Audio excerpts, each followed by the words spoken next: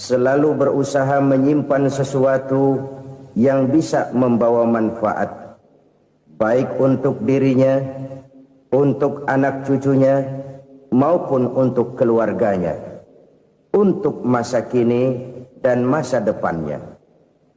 Kadang simpanan itu berbentuk uang, kadang berupa tanah, lain saat berbentuk pabrik, dan lain sebagainya. Sementara masa depan yang paling pasti adalah akhirat. Jika untuk masa depan dunia kita rela memeras keringat, membanting tulang, pergi pagi dan pulang petang, menyimpan uang, menyimpan tanah, menyimpan pabrik, pernahkah kita merenung jika satu saat kiamat datang, kita dibangkitkan dari kubur masing-masing, berdiri di padang mahsyar untuk mempertanggungjawabkan seluruh kegiatan hidup kita di dunia ini. Lalu kita akan menuju ke alam akhirat. Sudahkah kita mempunyai simpanan untuk akhirat kita? Pada pertemuan kali ini saya ingin menyampaikan sebuah hadis di mana Rasulullah sallallahu alaihi wasallam bersabda, "Arba'un min kanzil jannah." Simpanan sorga ada 4 macam. Yang pertama, ikhfa'us sadaqah, menyembunyikan sedekah. Saudara-saudara kaum muslimin, sebagaimana yang kita maklum bahwa Allah Subhanahu wa taala melebihkan sebagian rezeki dari kita terhadap yang lain. Ada yang kaya, ada yang setengah kaya, ada yang miskin, ada yang setengah miskin, dan selanjutnya. Ada yang gajinya kecil tapi penghasilannya gede. Ada yang penghasilannya gede tapi nggak punya gaji. Ada juga yang memang gajinya gede dan penghasilannya gede. Kelebihan rezeki merupakan sunnatullah dan tidak harus membuat kita merasa lebih dari yang lain. Bahkan sebaliknya, kelebihan itu harus membuat kita ringan tangan untuk menolong mereka yang memang memerlukan pertolongan. Kalau saudara diberikan ilmu, maka pertanyaan akhirat cuma satu: ilmumu kau amalkan untuk apa? Kalau saudara diberikan umur yang panjang, pengadilan akhirat juga bertanya satu: umurmu kau habiskan di mana? Tapi kalau saudara diberikan harta, pengadilan akhirat akan bertanya 2: hartamu kau dapat dari mana? Kau belanjakan kemana? Dari mananya ditanya, dan kemananya juga ditanya. Oleh karena kita akan dimintakan pertanggungan jawab, maka amanah yang bernama harta ini harus kita gunakan dengan sebaik-baiknya. Ada penggunaan yang merupakan kewajiban, itu zakat namanya. Ada penggunaan yang sewaktu-waktu, itu infak namanya. Ada yang lebih sewaktu-waktu lagi, dan itu sedekah namanya. Zakat dia terikat oleh haul dan nisab, oleh putaran batas waktu dan ukuran dari harta itu sendiri. Sedangkan infak terikat oleh situasi dan kondisi perekonomian seseorang. Sedangkan sedekah tidak terikat dengan apapun. Dalam kondisi seperti apapun kita bisa melakukan sedekah dengan yang terkecil sekalipun. Sampai-sampai Rasulullah sallallahu alaihi wasallam mengajarkan, la tahqiranna minal ma'rufi syai'an walau an talqa akhaka biwajhin talik. Atau ada hadis, tabassumuka fi wajhi akhika laka shadaqah. Senyumanmu kepada temanmu adalah sedekah. Jadi untuk melakukan sedekah tidak harus dalam berbentuk uang. Dengan ilmu kita bisa sedekah, dengan tenaga kita bisa bersedekah, dengan pikiran kita bisa bersedekah, bahkan senyum kepada teman itu pun sedekah. Jadi kalau sedekah dengan uang memang belum punya uang, nyengir aja banyakin. Itu asal pada tempatnya, jangan lalu ketemu tiang listrik cengengesan. Tentu tidak pada tempatnya dan tidak wajar. Nah, sedekah yang paling dicintai Allah adalah sedekah yang disembunyikan. Artinya, jauh dari sifat riya. Kan kadang-kadang ada orang sedekah itu disebutkan namanya, apa tidak bagus? Kalau memang niatnya ikhlas, ya bagus-bagus saja. Untuk memberikan sugesti kepada yang lain. Di Fulan bin Fulan nyumbang sekian, diumumkan. Boleh kalau niatnya untuk memberikan rangsangan kepada yang lain supaya dia menyumbang lebih besar dari orang tadi. Tapi kalau itu mendatangkan riya, maka sedekah yang paling dicintai Allah adalah sedekah yang disembunyikan. Tangan kiri saja tidak tahu apa yang diberikan oleh tangan kanan. Sedekah yang dilakukan dengan ikhlas akan merupakan perbendaharaan surga. Tersembunyi dari pandangan orang lain, tidak seorang pun tahu. Karena memang sikap yang baik adalah melupakan kebaikan dan mengingat kesalahan. Itu salah satu ciri orang bahagia. Orang yang selalu mengingat kesalahannya dan berusaha melupakan segala kebaikannya. Kalau dia akan berada kebaikan, dia tidak bisa ikut, dia merasa rugi karena dia merasa belum pernah berbuat baik. Tapi kalau akan melakukan kesalahan baru, dia ingat kesalahan yang sudah-sudah, sehingga terhalang baginya untuk melakukan satu kesalahan baru.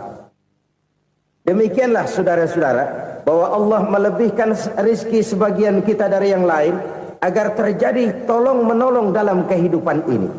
Jadi kesenjangan yang nature, kesenjangan yang alami, itu sunnatullah. Ada yang kaya, ada yang miskin, ada yang kelas menengah. Nah, kenapa lalu sekarang kita berusaha mengentaskan kemiskinan? Oleh karena adanya kesenjangan struktural. Kalau yang kaya bisa semakin kaya, kenapa yang miskin tidak bisa naik jadi ikut sedikit kaya? Sebab pada dasarnya Islam adalah agama yang sejak turunnya sudah berupaya memerangi kemiskinan. Bahkan dikatakan kemiskinan itu mendekatkan kepada kekufuran. Orang kalau miskin udah dekat banget sama kafir. Gampang menjadi kafir. Berapa banyak saudara-saudara kita yang oleh karena soal perut, oleh karena soal materi, terpaksa meninggalkan dan menanggalkan akidahnya. Menjual petunjuk yang diberikan Allah dengan kesenangan dunia yang cuma sebentar ini. Na'udzubillah, thumma na'udzubillah. Jadi makin kita sembunyikan satu sedekah, semakin banyak perbendaharaan kita di surga. Sedekah yang paling dicintai Allah adalah sedekah yang disembunyikan. Malahan ada seorang sufi, dia punya kebiasaan kalau pergi sholat Jumat, dia bawa uang, itu uang dia taruh di bawah tikar masjid.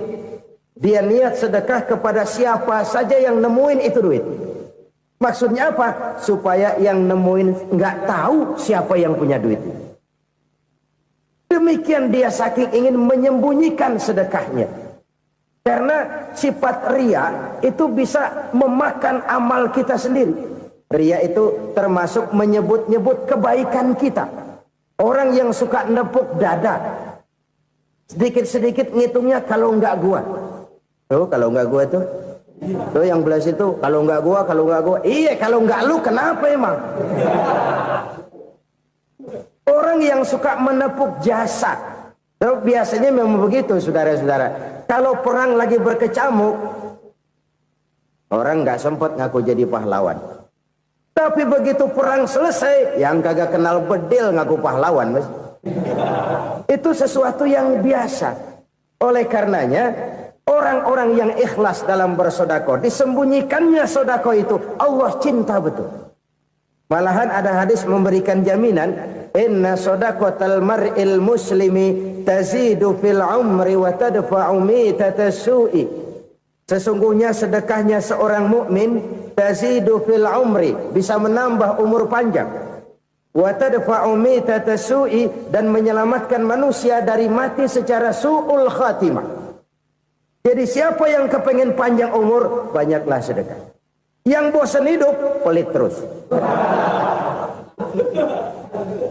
Sedekah menambah panjang umur dan menyelamatkan manusia dari mati secara su'ul khatimah. Pak, katanya umur itu nggak bisa ditambah, nggak bisa dikurangin. Kapan? Kalau ajal sudah datang. Wa idza jaa ajaluhum la yastakhiruna sa'atan wa la yastakdimun. Kalau ajal datang tidak bisa dimajukan, tidak bisa dimundurkan. Itu kalau ajal sudah datang. Tidak bisa lagi umur ditambah dikurangi, sudah datang. Tapi kalau belum datang, itu kan haknya Allah. Mau ditambah, mau dikurangi, hak prerogatif Allah. Sebagai pencipta manusia, Allah maha kuasa dan maha mampu. Sedekah ini menambah panjang umur dan menyelamatkan manusia dari mati secara su'ul khatimah. Orang mati kan sama ya, kondisinya mati, nggak nafas. Tapi hakikat mati kan lain-lain. Ada yang mati itu husnul khatimah, baik akhirnya. Misalnya lagi ngaji mati, lagi sholat mati, lagi sedekah mati. Ini yang dinamakan dengan husnul khatimah, baik di akhirnya. Sebaliknya ada yang su'ul khatimah, jelek di akhirnya. Ini yang jadi catatan akhir. Lagi nyekek botol, mampus. Lagi banting kartu, modar. Su'ul khatimah, jelek pada akhirnya. Sedekah menyelamatkan manusia dari mati secara su'ul khatimah. Dan kita semua kepengen mendapat husnul khatimah, jauh dari su'ul khatimah. Oleh sebab itu yang bisa menyelamatkan kita dari penyakit itu antara lain adalah sedekah yang disembunyikan, yang dikerjakan dengan ikhlas karena Allah, tidak karena kepengen dipuji orang, tidak karena ingin dikatakan orang pemurah. Sebab orang dermawan itu orang yang memberi tanpa harus diminta. Kalau masih harus diminta, ya belum dermawan namanya, masih harus diminta. Kalau nggak diminta ya tulus, lolos, polos. Saudara-saudara kaum muslimin rahimakumullah. Harta adalah amanat dan akan kita pertanggungjawabkan. Allah melebihkan rizki sebagian kita dari yang lain agar kita saling tolong menolong, bantu membantu. Nabi janjikan siapa yang meringankan beban saudaranya muslim di dunia, Allah akan meringankan bebannya di akhirat nanti. Sebuah jaminan dari baginda Nabi. Si orang yang kita bantu barangkali tidak bisa membalas, Allah yang akan membalas lewat jalan lain yang tidak pernah kita sangka-sangka. Ada orang tanya, Pak, ini ada orang nyumbang masjid sambil marah-marah, bagaimana? Saya bilang sumbangannya aja ambil, marahnya jangan. Marahnya jangan diambil, itu urusan dia. Saudara-saudara kaum muslimin rahimakumullah. Umat Islam ini kan umat yang punya potensi besar. Kadang kita merenung, kenapa kadang-kadang pembangunan masjid kok lambat sekali? Kalau hotel hari ini peletakan pertama, bulan depan peresmian. Supermarket hari ini peletakan batu pertama, minggu depan peresmian. Tapi kalau sudah yang namanya masjid, kadang-kadang peletakan batu pertama sekaligus jadi batu terakhir. 3 tahun, 4 tahun, campur nebar jalak di jalanan, duit dijaring kayak ikan sepat. Apa tidak ada orang Islam yang kaya? Banyak. Apa tidak ada pengusaha muslim yang jadi konglomerat? Ada. Lalu yang belum banyak itu yang komit terhadap nilai-nilai agamanya. Akhirnya kita jatuh jadi umat yang lemah. Belum ada pengusaha konglomerat muslim buka pabrik supermi cap beduk misalnya umpamanya atau pabrik kecap cap sorban supaya identitas keislamannya sedikit kelihatan. Kita jatuh jadi umat yang lemah karena potensi tidak terinventarisir dengan baik. Kita ini ibarat kompor yang cuma matengin nasi orang lain. Potensi kita dimanfaatkan oleh orang lain. Ukhuwah Islamiyah kita baru terbatas kepada silaturahmi. Ukhuwah di bidang ekonomi kita lemah. Ukhuwah di bidang kebudayaan kita lemah. Apalagi ukhuwah di bidang politik kita lebih rapuh lagi.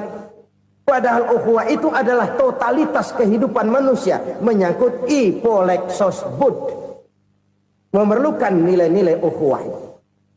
Jadi oleh karena itu mari kita menyadari di dalam harta kita, walaupun kita yang cari pergi pagi pulang sore peras keringat banting tulang, di sana ada harta anak yatim, di sana ada hak masjid, Di sana ada hak pesantren, di sana ada hak jihad.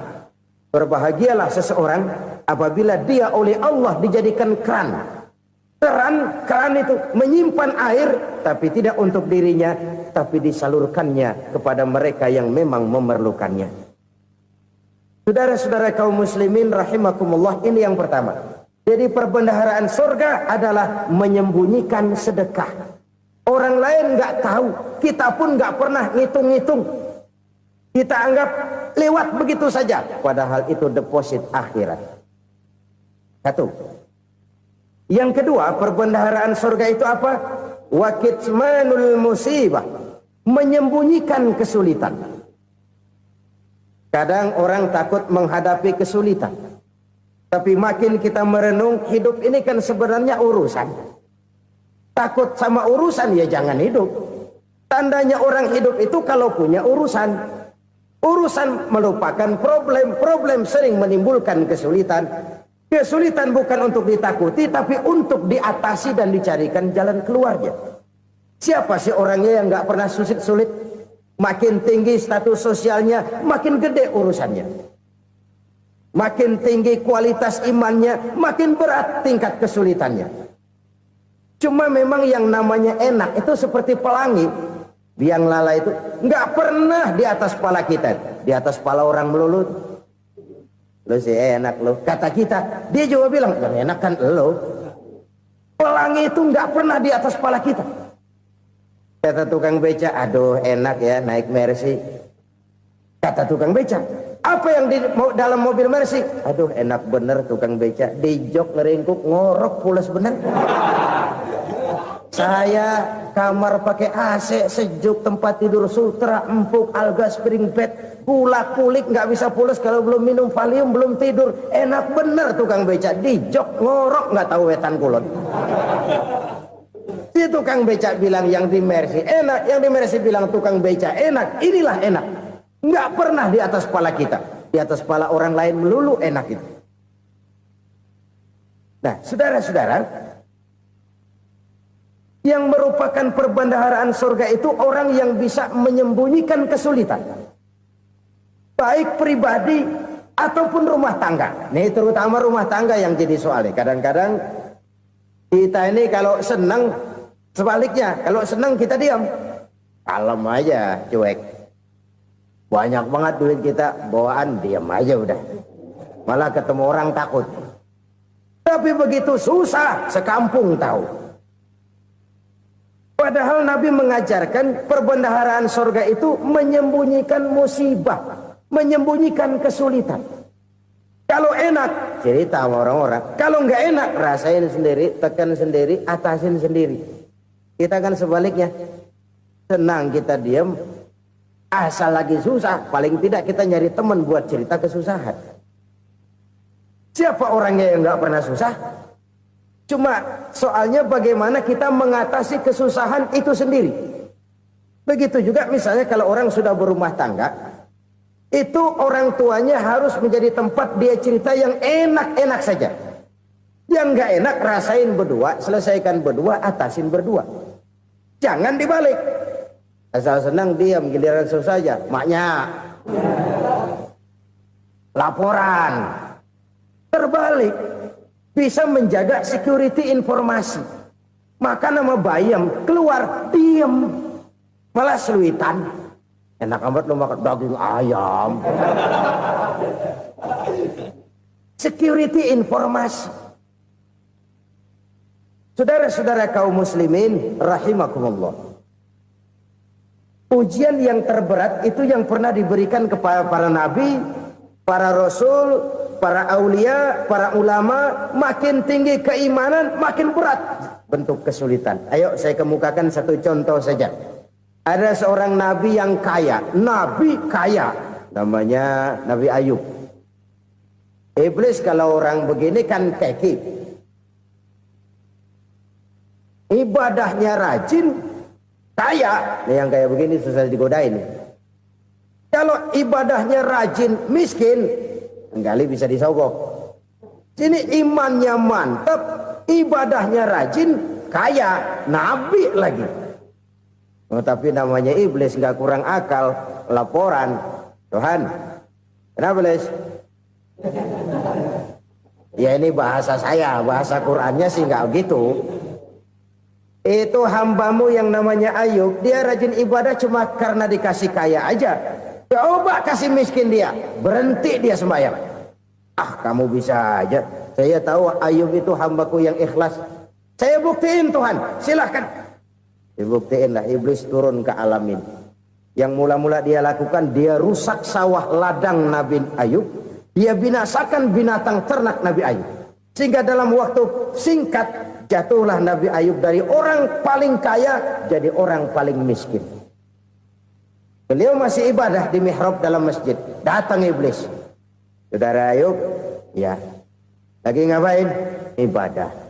Nyembah Allah, nyembah Allah. Oh, percuma. Kenapa? Tuhan yang ente sembah nih, dia udah bikin miskin ente. Sawah ladang ente hancur lebur, binatang ternak binasa. Sekarang ente jadi orang paling miskin. Ngapain nyembah Tuhan kayak begitu? Tekor.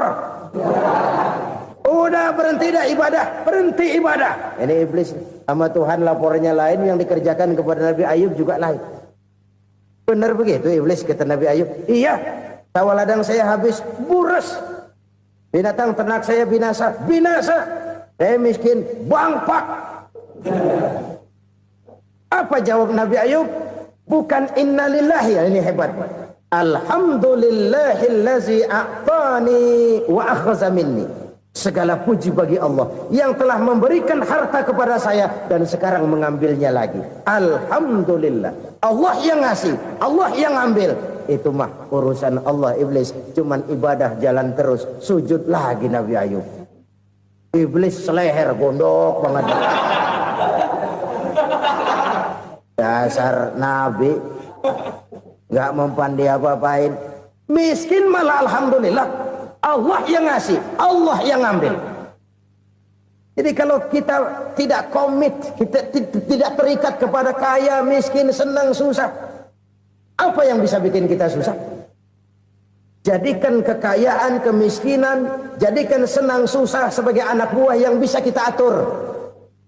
Jangan kekayaan ngatur kita, jangan kemiskinan ngatur kita. Kita yang harus mengatur mereka. Senang, susah, kaya, miskin, bahagia, sengsara, jadikan itu anak buah yang bisa kita atur. Kalau sekarang kita kaya, lain saat boleh jadi kita miskin, semiskin-miskinnya. Allah yang ngasih, Allah yang ngambil. Tenaga mana yang bisa menghalangi? Ibadah jalan terus. Iblis makin gondok. Dasar Nabi loh. Akhirnya apa? Nabi Ayub dikerjain, diberikan penyakit. Demikian fatal penyakitnya. Bayangin, udah miskin sakit. Masya Allah. Miskin sakit. Sakitnya nggak lama, kira-kira 16 tahun. Istrinya 3, 2 mental minta ceraiin. Ngerawatin laki bengek begini. Senang belum tentu, susah udah pasti nih. Cerai aja, cerai dah. Cerai. Tinggal satu Siti Rahmah yang setia menemani beliau. Sesetia-setianya hati perempuan. Satu saat Siti Rahmah bilang, "Bang, iya, abang kan Nabi bang. Lalu namanya Nabi kan doanya jarang meleset bang. Maksud kamu minta kenapa sih sama Tuhan biar abang sembuh baik dah bang?" Siti Rahmah, iya. Saya sakit berapa tahun sih dah? 16 tahun bang. Sebelum ini saya sehat berapa tahun? Ya kira-kira 60 tahun bang. Nah coba ente banding-bandingin Rahmah. Saya dikasih sehat 60 tahun. Dikasih sakit 16 tahun. Sudah nggak sabar. Mau doa kepada Allah minta sembuh. Saya malu. Malu kepada Allah. Diuji dengan yang luar biasa seperti ini. Tidak mengganggu stabilitas kehambaannya. Dia tetap menghamba kepada Allah subhanahu wa ta'ala. Saudara-saudara kaum muslimin rahimakumullah. Kunci menghadapi kesulitan itu apa? Allah jelaskan dalam satu ayat, wa basyiris sabirin alladzina iza asabathum musibah qalu inna lillahi wa inna ilaihi raji'un. Gembirakan orang-orang yang sabar Siapa mereka itu? Yang apabila mendapat musibah mereka kembali kepada keyakinan dasar, segalanya dari Allah dan segalanya akan kembali kepada Allah. Ini konsepsi dasar dari sikap muslim dalam menghadapi berbagai kesulitan. Segalanya dari Allah, segalanya akan kembali kepada Allah. Kalau ini sudah kondisi dasarnya, maka kita akan lapang menghadapi kenyataan bagaimanapun pahitnya. Apakah itu namanya miskin, apakah itu namanya sakit, bahkan maut sekalipun. Maut sekalipun. Segalanya dari Allah, segalanya akan kembali kepada Allah. Ini sikap hidup, bukan sekedar ucapan. Kita kadang-kadang menjadikannya sebagai ucapan. Mulutnya sehingga berhenti, innalillahi wa inna ilaihi rajiun, tapi nangisnya terus gerung-gerungan. Bukan itu, ini kesadaran moral. Kalau segalanya dari Allah, segalanya kembali kepada Allah, kan sebenarnya cuma nunggu giliran. Hari ini saya nyembayangin dia, entah hari apa saya disembayangin orang. Hari ini saya antar dia ke kubur, entah hari apa orang nganterin saya ke kubur. Hari ini saya tahlilkan dia, entah nanti kapan orang tahlilkan saya. Segalanya dari Allah, segalanya akan kembali juga kepada Allah. Oleh sebab itu saudara-saudara, kesulitan bukan untuk ditakuti. Kesulitan justru untuk diatasi, dicarikan jalan keluarnya. Dan tidak ada orang yang tidak pernah mendapat kesulitan. Tidak ada. Semakin tinggi status sosial, semakin tinggi kualitas keimanan, semakin besar juga tingkat kesulitan. Hanya saja bagaimana cara kita mengatasinya. Dan Al-Quran menyatakan, inna ma'al usri yusra. Di balik kesulitan itu pasti ada kemudahan. Roda itu berputar. Karena itu Rasulullah Sallallahu Alaihi Wasallam mengingatkan kepada kita, ta'arraf ilallahi firraha ya'rifka fisyiddah. Ingatlah kepada Allah di waktu kamu senang, supaya Allah ingat kepada kamu di waktu kamu susah. Kalau waktu senang kita ingat kepada Allah, kita susah, Allah tidak akan meninggalkan kita. Tapi kalau waktu senang kita jauh dari Allah, sujud tidak sempat, dengan masjid jauh, ketika senang kita lupakan Allah. Nanti begitu kita susah, Allah lupakan kita. Dan itu menyakitkan. Oleh karena itu orang-orang tua kita dulu bilang, kalau lagi sehat ingat-ingat lu bakal sakit nanti. Kalau lagi kaya ingat-ingat satu saat kita bakal jatuh miskin. Bahkan kalau lagi muda ingat-ingat kita bakal tua. Dan yang terpenting kalau lagi hidup ingat-ingat kita bakal mati. Saudara-saudara kaum muslimin rahimakumullah. Jadi yang kedua yang merupakan perbendaharaan surga, menyembunyikan musibah. Saudara-saudara kaum muslimin rahimakumullah. Hal ketiga yang merupakan perbendaharaan surga adalah wasilatur rahmi. Orang yang suka bersilaturahmi. Sebagaimana yang kita maklum bahwa manusia adalah makhluk yang disebut zon politika. Makhluk sosial yang tidak mungkin hidup sendiri-sendiri. Betapa dan siapapun kita memerlukan orang lain. Bodoh betul manusia kalau tinggal di tengah masyarakat tapi tidak mau bermasyarakat. Merasa hebat sendiri, pinter sendiri, gagah sendiri, kaya sendiri. Mungkin kalau mati juga ngubur sendiri. Jangankan kita di sini, di sorga saja Nabi Adam waktu sendirian bengong melulu, mondar mandir. Allah tegur dam sepi dam. Ya ini kalau bahasa saya. Iya Tuhan sepi ini nggak ada coret-corekan pisan ini. Diciptakan Siti Hawa baru anteng Nabi Adam. Itu di surga. Cobalah. Umpamanya saudara tinggal di Jakarta nih. Kayak bener. Apaan aja di Jakarta punya saudara dah. Jembatan Semanggi ambil. Monas buntel bawa pulang. Hotel-hotel ambil semua. Cuman tinggal di Jakarta sendirian, apa enaknya? Betapa dan siapapun kita perlu orang lain. Tidak ada seorang pun yang bisa memenuhi kebutuhan hidupnya secara sendiri-sendiri. Nah, Islam telah menyelamatkan manusia dari ras diskriminasi. Mengikat manusia dengan persaudaraan yang berlandaskan kepada akidah. Karena itu dianjurkan bersilaturahmi. Bahkan Nabi menyatakan, man arada ayyubsata lahu fi rizqihi wa yunsa'a fi atharihi falyasil rahimah. Siapa yang kepengen diluaskan rezekinya dan dipanjangkan usianya, banyaklah ia bersilaturahmi. Siapa yang kepengen dimudahkan rezekinya, hendaknya ia banyak bersilaturahmi. Kalau banyak teman, kesulitan kan paling tidak ada tempat cerita. Udah susah, sendirian kita pikirin diri, nggak ada tempat tukar pikiran. Cepet banget sama bengek. Dilawan sendiri. Nah, secara makro kita bisa berkata, tidak mungkin ada kemenangan kalau tidak ada kekuatan. Tidak ada kekuatan kalau tidak ada kesatuan dan persatuan. Tidak mungkin ada kesatuan dan persatuan tanpa semangat silaturahmi. Kalau umat Islam mau menang, dia harus kuat. Kalau umat Islam mau kuat, dia harus bersatu. Kalau umat Islam mau bersatu, dia harus membudayakan silaturahmi ini.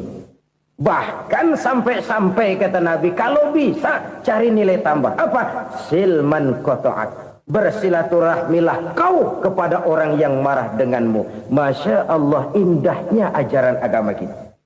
Orang yang marah pun kepada kita, kata Nabi, kalau bisa bersilaturahmilah kepadanya, kepada orang yang marah itu. Di situ nilai tambah. Cuman jujur nih hadis, ngucapinnya gampang, ngamalinnya yang berat banget. Orang marah sama kita, kita disuruh silaturahmi, ada apa malu? Lu marah, ada gua marahan lagi. Tunggu pikirin. Saudara-saudara kaum muslimin rahimakumullah. Tapi ini yang diajarkan, bahkan ini yang dicontohkan oleh baginda Rasul. Bagaimana begitu mudah, misalnya satu saat Abu Jahal ini ngatur strategi bagaimana bikin Muhammad celaka. Dia gali lubang di depan tempat tidurnya. Dia tutupin daun korma. Terus dia panggil seseorang, ke sini. Kasih tahu Muhammad, pamannya sakit keras, minta ditengokin. Berangkat orang ini ke sana. Muhammad, labbaik.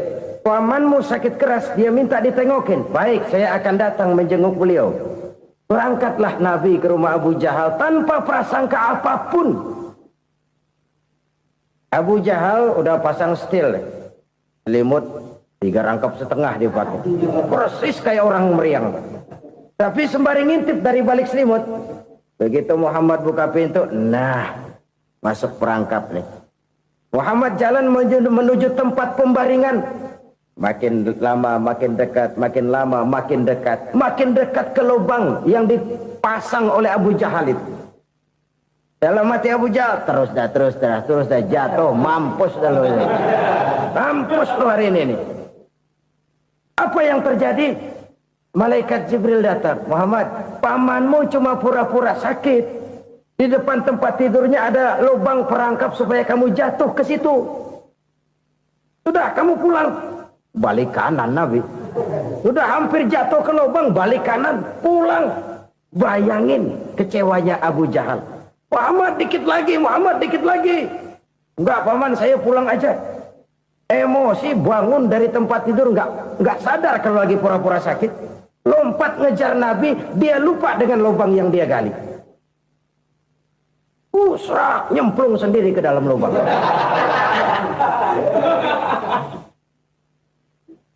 Nabi terus berlalu. Ini terjadi keanehan. Jatuh ke lubang yang dia gali itu sebenarnya nggak terlalu dalam ya, antara 3-4 meteran lah. Tolong saya jatuh ke lubang ini. Datanglah pelayan-pelayannya itu. Angkat saya dari sini. Oh, yang ngulurin tambang. Satu gulung, belum juga nyampe itu tambang. Kurang, beli lagi ke warung. Sambung, ulur lagi, nggak juga bisa sampai. Wah, ini kerjaan Muhammad ini. Tolong, siapa salah seorang kamu ke rumah Muhammad, kasih tahu encangnya kecebur. Minta ditolongin. Sampaikan kepada Rasul. Kenapa? Pamanmu jatuh ke lubang, Muhammad minta tolong diangkatin. Tambang udah nyambung-nyambung nggak nyampe juga. Ya, nanti saya datang, saya tolong. Cobain. Nyata-nyata orang berniat jahat mau mencelakakan dia. Datang dia menolong. Ini yang disebut air tuba dibalas air susu ya ini. Bukan sebaliknya. Air tuba dibalas air susu. Paman, kecebur ya? Iya Muhammad, tolong ini. Pegang tangan saya. Nabi ulurkan tangannya. Nyampe. Dipegang oleh Abu Jahal. Diangkat ke atas. Sampai atas. Apa kata Abu Jahal? Sihirmu memang hebat Muhammad. Udah ditolongin dikata sihir. Yang enak kita kemplang kan itu orang begitu. Urusan apa? Tapi inilah akhlak. Kalau bisa kamu bersilaturahmilah dengan orang yang marah kepadamu sekalipun. Orang marah kita tetap baik. So, kalau kita berbuat baik sama orang yang memang baik, rasanya sih biasa-biasa aja. Orang baik kita baik lagi, ya draw aja, belum ada nilai tambah di situ. Baru ada nilai tambah kalau kita bisa berbuat baik kepada orang yang nyakitin kita. Itu namanya kita setingkat di atas dia. Dia sakitin kita, kita berbuat baik sama dia. Dia pelit sama kita, kita baik sama dia. Dia marahin kita, kita deketin dia. Di situ kita punya nilai tambah. Jadi siapa yang ingin diluaskan rezekinya kata Nabi dan dipanjangkan umurnya, hendaklah ia banyak-banyak bersilaturahmi. Sederhana sebenarnya silaturahmi, tapi silaturahmi membangkitkan semangat kesatuan dan persatuan. Kesatuan dan persatuan melahirkan kekuatan.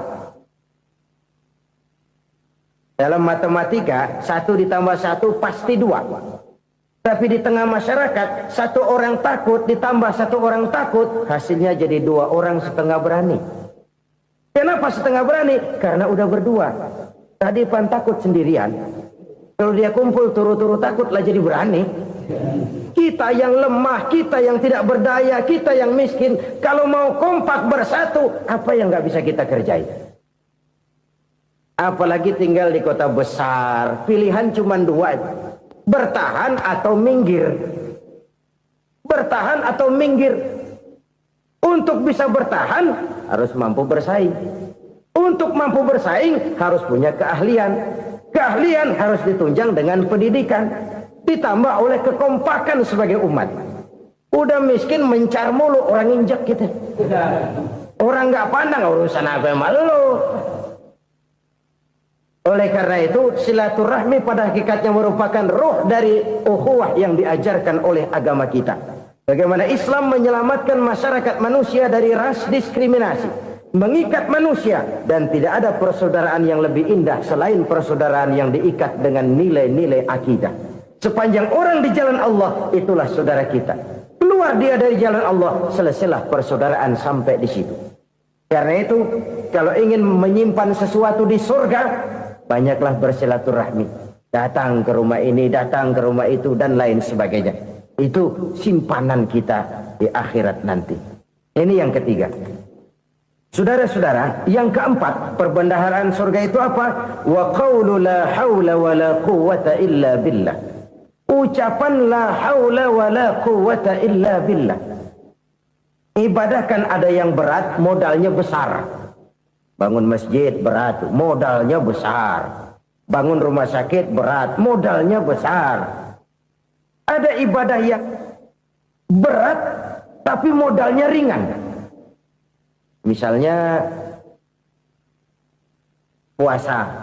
Puasa itu berat, mengendalikan nafsu. Kalau sekedar nggak makan nggak minum sih enteng, mengendalikan nafsu. Itu jihad terbesar, tapi kan modalnya ringan, cuma niat saja. Ini ibadah berat, modalnya ringan. Ada ibadah yang ringan, modalnya juga enteng. Seperti termasuk ucapan la haula wa la quwwata illa billah. Tanpa sadar, la haula wa la quwwata illa billah. Nyelengin tuh di surga. Nyelengin, kita nggak terasa, nyelengin simpenan akhirat. La haula wa la quwwata illa billah. Nyimpen lagi. Kaget, la haula wa la quwwata illa billah, nyimpan lagi, banyak simpenan. Walaupun sebenarnya yang dimaksud di sini adalah kesadaran batin bahwa tidak ada daya dan kekuatan kecuali Allah. Itu intinya. Kita memulai pekerjaan disunahkan baca bismillah, kan begitu. Apa itu? Kesadaran moral Bahwa ini saya bisa kerjakan. Saya kerjakan ini dengan menyebut nama Allah. Kenapa? Kalau Allah tidak memberikan daya dan kekuatan, mana mampu saya kerjakan ini. Maka saya kerjakan ini dengan menyebut nama Allah. Bismillah. Kesadaran moral. Manusia hanya wajib berusaha, tapi nggak pernah wajib berhasil. Banyak hal-hal yang kalau kita renungkan secara rasio, nggak mungkin. Tapi jadi kenyataan. La haula wa la quwata illa billah. Tidak ada daya dan kekuatan kecuali bagi Allah semata-mata. Kesadaran moral akan kelemahan dan keterbatasan makhluk bernama manusia. Kadang kita kagum dengan otak, tapi kita sering lupa sama yang bikin otak. Padahal bagaimanapun hebatnya otak, yang bikin otak pasti lebih hebat dari otak. Nggak percaya? Silahkan otak-otakan. Inilah kecenderungan. Kita kagum dengan pesawat-pesawat mutakhir, bukan main besi gede banget terbang itu. Alangkah hebatnya. Lalu apa yang bikin otak tidak lebih hebat dari itu semua? Kita puji laut. Apa yang bikin laut tidak lebih hebat dari laut itu? La haula wa la quwata illa billah. Tidak ada daya dan kekuatan kecuali Allah. Apa yang bisa kita lakukan kalau tidak karena daya dan kemampuan yang diberikan oleh Allah kepada kita? Lahirlah sikap tawadu, rendah hati, tidak melonjak menjadi angkuh dan sombong, sadar akan kelemahan dan keterbatasan diri sebagai makhluk yang diciptakan oleh Allah Subhanahu wa taala. Jadi satu sisi ini ucapan yang berpahala, la haula, jadi wiridan. Pada sisi lain ini kesadaran moral, sikap mental, kesadaran batin bahwa yang punya daya dan kekuatan itu cuma Allah. Kita nggak pantas untuk sombong, sebab sombong itu pakaiannya Allah. Kita nggak sedang pakai pakaian Allah, kegedean. Dan makin kita renungi, makin terbentur. Apa sih yang bisa kita sombongin? Kita mau sombong apa? Kaya, pintar, itu kan semua relatif. Di atas langit masih ada langit lagi. Jadi oleh karenanya, marilah kita menyadari. Manusia hanya wajib berusaha, tapi tidak pernah wajib berhasil. Yang berusaha saja tidak wajib berhasil, apalagi yang tidak berusaha. Islam bukan agama orang pemalas yang selesai sholat lalu endelohom, nggelenggem ayem-ayem. Tapi Islam bukan agama orang sombong yang setelah berusaha lalu tidak memerlukan Allah. Kita bisa saja bikin proyeksi, tahun sekian kita bakal panen besar menurut perhitungan otak. Tapi ada kejadian lain. Apa? Tikus ngambek. Habis itu dimakanin tikus, panen gagal. Proyeksi rasional gagal oleh tikus-tikus yang ngambek itu. Bisa saja terjadi. Tahun depan kita panen besar, urung. Kenapa? Musim panas panjang. Dan sekarang ini koran-koran bikin berita musim mengalami penyelewengan. Bukan cuma manusia yang nyeleweng sekarang. Musim pakai nyeleweng. Mestinya kan musim hujan udah selesai, masih hujan-hujan juga. Musim.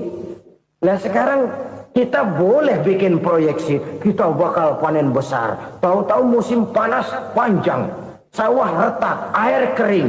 Cari teknokrat yang paling botak, suruh pendekin tuh musim panas. La haula wa la quwata illa billah. Inilah kesadaran moral. Saudara, saya teringat satu saat ada seorang konglomerat. Umurnya ya kira-kira 70-an. Suatu saat dia ditanya oleh wartawan, "Pak, umur Bapak berapa sih?" "Ya paling 10 tahun." 10 tahun? 10 tahun? Anak Bapak berapa orang? Satu saja? Satu. Harta Bapak berapa?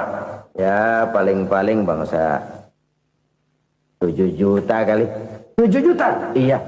Pak, kenapa Bapak bohongi saya? Bapak punya buku biografi. Koran-koran, majalah-majalah banyak memuat cerita riwayat hidup Bapak. Saya tahu umur Bapak 70. Kenapa bilang cuma 7 tahun? Saya tahu anak Bapak 8. Kenapa cuma bilang 1? Saya tahu harta bapak miliaran, mungkin triliunan, pabrik di mana-mana, bank di mana-mana. Kenapa bilang uang bapak cuma 7 juta? Nah, kata si konglomerat tadi, kamu benar nak, kamu benar. Umur saya kalau jumlahnya memang 70 nak. Cuman ingat-ingat saya, baru 7 tahun terakhir ini saya sujud. Baru 7 tahun terakhir ini saya berusaha dekat dengan Allah. Saya laksanakan perintahnya, saya jauhi larangannya.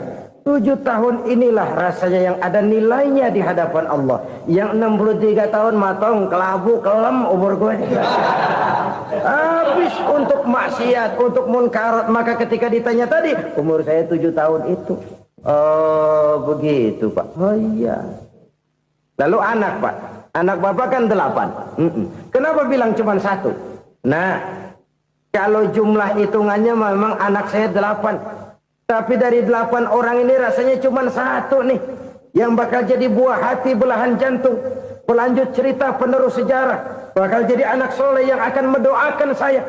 Cuma 1 rasanya anak saya ini yang bakal jadi buah hati saya. Besar-besaran saya. Yang akan mendoakan di kubur saya. Yang akan mendoakan di akhirat saya. Yang 7 orang mana, Masya Allah, yang atuh tenggeng, yang atuh nyekek botol mulu, yang atuh nggak karu-karuan. Makanya saya bilang 1 anak saya yang akan bisa mendoakan saya. Oh begitu Pak. Iya. Nah harta Pak, harta bapak kan triliunan, pabrik bapak di mana-mana, uang bapak hampir di tiap bank-bank besar. Kenapa bilang cuma 7 juta? Betul kau nak. Harta saya kalau jumlahnya memang miliaran, triliunan mungkin. Tapi yang saya ingat baru 7 juta tuh yang saya belanjakan di jalan Allah. Saya nyumbang masjid, saya santuni yatim piatu, saya bantu pembangunan pesantren, saya bantu pembangunan rumah sakit Islam. Itu yang akan saya bawa pulang ke akhirat, yang 7 juta itu. Yang triliunan itu nanti akan diperebutkan oleh anak-anak saya sebagai waris saya. Jadi harta saya 7 juta itu yang bakal nemenin saya di akhirat. Yang akan saya bawa pulang jadi teman saya. Saudara-saudara kaum muslimin, jangan-jangan orang tua itu adalah kita-kita ini. Jangan-jangan kita-kita ini adalah orang tua itu. Jangan-jangan itu potret dari diri kita masing-masing. Dari sekian umur yang diberikan Allah, berapa tahun yang ada nilainya di hadapan Allah? Dari sekian anak-anak yang merupakan amanah, berapa yang akan mendoakan kita sebagai orang tuanya menjadi anak soleh? Dari sekian banyak harta yang diberikan Allah, berapa yang akan kita bawa pulang menghadapnya nanti, yang kita belanjakan di jalan Allah? Ini sebuah potret kehidupan. Karena itu kita kembali kepada la haula wa la quwwata illa billah. Kita wajib berusaha, kita wajib berikhtiar. Selebihnya, segala daya dan kekuatan hanya milik Allah saja semata-mata. Satu kesadaran batin dari setiap pribadi muslim. Setelah ia berusaha dan berikhtiar, ia menyerahkannya kepada Allah Subhanahu wa ta'ala. Jadi, satu sisi ini merupakan wiridan ucapan yang mengandung pahala. Pada sisi lain, ini merupakan sikap batin dari seorang muslim di dalam ia menghadapi realitas kehidupan ini. Saudara-saudara kaum muslimin, rahimakumullah. Kalau ini kita jadikan satu basis kehidupan, maka ini akan menyelamatkan manusia dari kemungkinan tergelincir menjadi orang yang lupa diri dan lupa darat.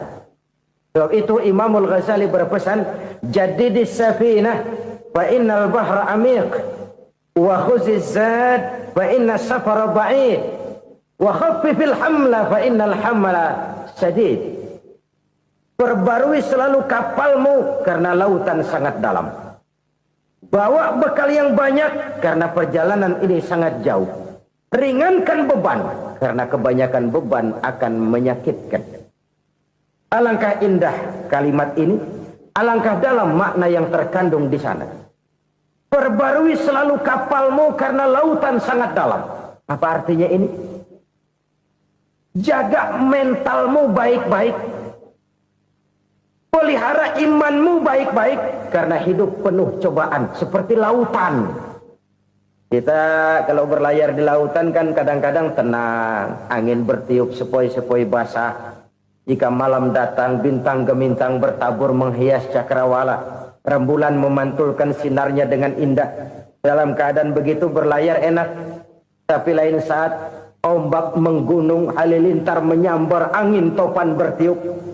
Berapa banyak sudah saudara-saudara kita yang tenggelam di lautan dunia tanpa sadar bahwa dia belum sampai kepada pantai yang akan dituju. Berapa banyak sudah saudara-saudara kita yang tenggelam di lautan dunia ini tanpa sempat bangkit lagi. Dia menyangka sudah sampai kepada tujuannya. Hati-hati kapal jangan sampai bocor karena lautan sangat dalam. Iman ini jaga baik-baik karena hidup penuh dengan ujian. Wa khuzizat fa inna safara ba'id. Bawa bekal yang banyak karena perjalanan sangat jauh. Saudara mau ke Bandung, bawa duit. Saudara mau ke Surabaya, banyakkan lagi duitnya. Saudara mau ke Mekah, gepokan, iketan tuh duit nggak lembaran lagi. Makin jauh perjalanan, makin banyak bekal yang harus kita bawa. Kalau saudara dari Jakarta mau ke Surabaya, kagak bawa duit berangkat juga, itu sih bukan berani namanya, nekat. Sampai Surabaya belum tentu, sengsara di jalan udah pasti. Kenapa? Nggak bawa bekal berangkat. Sama juga kita nih, misalnya belum sempat sembahyang, mati. Waduh, berani banget orang. Belum punya bekal, mati. Sengsara di jalan. Atau bekal tidak cukup. Dari Jakarta saudara mau ke Surabaya, bawa duit 500 perak.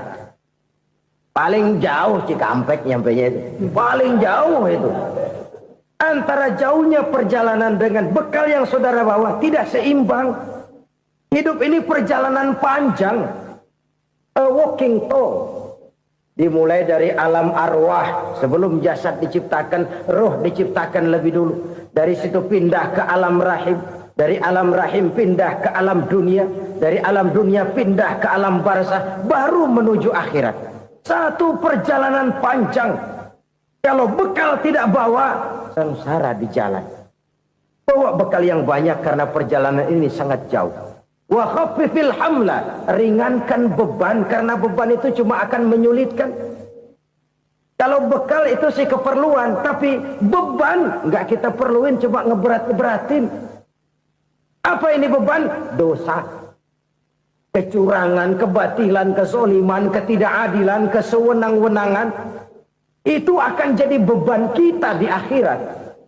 Alangkah celakanya, perjalanan panjang, bekal tidak bawa, beban kelewat banyak. Alamat sengsara di jalan. Pahala tidak ada, dosa berlipat ganda. Na'udzubillah, summa na'udzubillah. Kalau kita rangkum nasihat Al-Ghazali dengan kisah si konglomerat tadi, kita akan mengambil kesimpulan. Pertama, bekal terbaik dalam menghadapi gejolak kehidupan ini tidak lain adalah iman. Yang kedua, pahala dan dosa. Dua hal kontroversial. Pahala adalah bekal, dosa adalah beban. Tapi kita sekarang kan tidak begitu terangsang kepada yang abstrak. Orang berlomba mencari yang konkret-konkret saja. Yang real. Kalau memang dosa, benjol dong. Kira-kira begitu. Kira-kira begitu. Persis orang Yahudi dulu. Orang Yahudi itu kan pernah minta kepada Nabi Musa. Ya Musa, lan nu'mina laka hatta narallaha jahrah. Musa, kami nggak bakal mau beriman kepada Allah kalau belum kami lihat Allah ada nongkrong di depan kami. Kalau memang Tuhan ada, taruh dong di depan kami. Mau yang konkret-konkret saja. Kalau memang dosa, benjol dong. Kalau memang pahala, berasa dong. Orang terangsang kepada yang real, yang konkret-konkret saja. Karena itu, untuk mengejar dosa, orang mau bayar. Tapi untuk mengejar pahala, walaupun tidak bayar, orang segan. Ini yang dikatakan oleh Nabi, kamu mengharapkan ke surga, tapi kamu berat melaksanakan sesuatu yang bisa membawa kamu ke surga. Kamu ingin jauh dari neraka, tapi tiap saat kamu lakukan perbuatan-perbuatan yang justru menjerumuskan kamu ke neraka. Idda'aitum an-najata minan nar wa ramaitum fiha anfusakum. Kamu ingin selamat dari neraka, tapi kamu lemparkan diri kamu ke neraka. Kamu ingin masuk surga, tapi berat sekali kamu melakukan perbuatan-perbuatan yang bisa menyampaikan kamu di surga. Saudara-saudara kaum muslimin rahimakumullah. Jadi hal keempat yang merupakan perbendaharaan surga adalah la haula wa la quwwata illa billah. Satu sisi ini merupakan ucapan yang memperberat timbangan akhirat. Pada sisi lain ini merupakan sikap hidup seorang muslim. Kesadaran batin yang sangat dalam bahwa tidak ada daya dan kekuatan kecuali Allah. Dan itu kita simbolkan pada saat memulai pekerjaan dengan bismillah, dengan menyebut nama Allah. Satu kesadaran moral, saya hanya bisa melakukan ini karena diberikan daya dan kekuatan oleh Allah. Lahirlah sikap tawadu, rendah hati, tidak melonjak menjadi angkuh dan sombong. Saudara-saudara, sampai sini dulu jumpa kita kali ini. Semoga 4 perbendaharaan surga ini dapat kita lakukan, yang kelak akan merupakan bekal kita di kemudian hari nanti. Amin ya rabbal alamin. Bapak-bapak, ibu-ibu, saudara-saudara kaum muslimin rahimakumullah. Di dalam kehidupan kita sebagai seorang muslim, minimal 5 kali dalam sehari semalam kita mendengar seruan untuk mendirikan solat yang disebut azan. Ada kalimat menarik di dalam kalimat azan itu, yakni seruan hayya 'alal falah, marilah menuju kepada keberuntungan, marilah meraih kemenangan. Seruan ini adalah kecenderungan dari setiap manusia, apapun warna kulitnya. Artinya, setiap orang dalam hidup selalu ingin meraih dan mencari kemenangan. Kemenangan akan melahirkan kepuasan batin, dan kepuasan batin memberikan kebahagiaan. Sedangkan kekalahan melahirkan penderitaan batin, dan penderitaan batin menjerumuskan seseorang di dalam berbagai bentuk kerugian. Jikalau inilah seruan azan, maka masalahnya ialah apa yang menyebabkan kita meraih kemenangan. Al-Quranul Karim memberikan tuntunan dan ajaran kepada kita bahwa orang-orang yang memperoleh kemenangan itu tidak lain adalah orang-orang yang bertakwa. Hanyalah mereka yang bertakwa kepada Allah Subhanahu wa ta'ala pada akhirnya akan tampil sebagai pemenang. Lalu siapa orang yang bertakwa itu? Dijelaskan dalam awal-awal Al-Baqarah, orang yang bertakwa yang akan meraih kemenangan. Pertama, allazina yu'minuna bil ghaib, yaitu orang-orang yang beriman kepada yang gaib. Percaya bahwa ada alam yang gaib, alam yang abstrak, alam yang tidak bisa dijangkau oleh salah satu daripada panca indera kita. Mereka percaya dan beriman kepada adanya malaikat, beriman kepada adanya iblis dan jin, beriman kepada adanya alam kubur, beriman kepada adanya alam mahsyar, beriman kepada adanya alam akhirat, beriman kepada adanya surga dan neraka. Beriman bukan cuma sekedar beriman dalam ucapan bibir saja, tetapi beriman yang nilai iman itu mampu mewarnai gerak dan gaya hidupnya.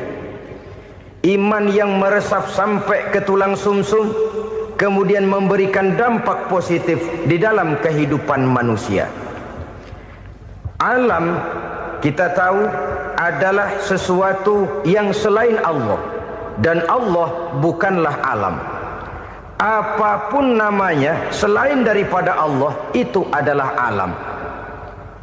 Alam pada hakikatnya terbagi menjadi 2. Ada alam syahadah, alam nyata, alam konkret, alam yang bisa dijangkau oleh salah satu indera kita. Kemudian ada alam ghaib, alam yang tidak bisa dijangkau oleh panca indera kita, alam metafisika, alam abstrak, alam yang wajib kita imani keberadaannya. Kita percaya bahwa malaikat itu ada, Kita percaya kepada jin, bahwa jin itu ada. Kita percaya kepada adanya iblis dan setan. Bukan percaya kepada iblis dan setannya, percaya bahwa iblis dan setan itu ada. Itu termasuk salah satu daripada sifat orang yang bertakwa kepada Allah. Saudara-saudara kaum muslimin rahimakumullah, kecenderungan pembangunan yang lebih bersifat materialistis biasanya menggeser aspek kehidupan rohani. Orang berpikir empiri, dan dalam pola pikir yang demikian maka alam gaib tidak lagi mendapat perhatian. Aspek kehidupan yang bersifat rohaniah malah mulai ditinggalkan. Akibatnya terjadilah kepincangan di dalam kehidupan kita. Pernah ada satu pengalaman pribadi dalam perjalanan kembali ke tanah air. Dalam pesawat di sebelah kanan saya duduklah seorang Jerman namanya Heiner Simonsen. Iseng saya ajak kenalan, saya ajak ngobrol, saya tanya dia. Saya bilang, Mas Heiner ini, kalau pesawat yang kita tumpangi ini jatuh ke bawah, kira-kira apa yang bakal terjadi, Mas? Dia bilang, kita semua akan mati. Begitu? Iya. Oke. Apa itu mati? Tanya saya. Dia bilang, untuk tahu apa itu mati, kita harus tahu lebih dahulu apa itu hidup. Saya pikir nih bule bisa ngomong juga.